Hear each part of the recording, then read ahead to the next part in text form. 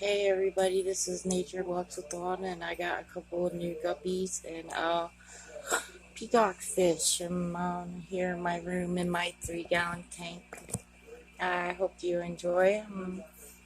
I got my snail and my little bubbler, my other black snail. So I have two snails of white and black.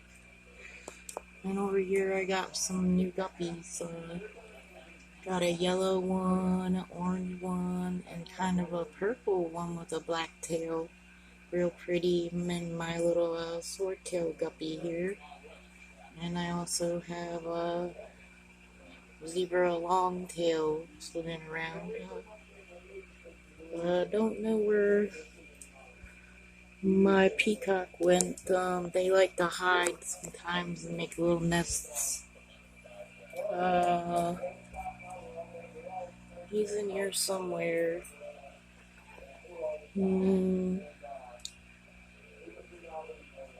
I'll have to try to get him another time. Put the orange and the purple guppy I got seem to be happy with the other two guppies, so I have 4 guppies now. 4. 1, 2, 3, 4, yeah. Little guppies swimming up there that are very happy. Hope y'all enjoy and God bless. And Jesus loves you all. Love you out there.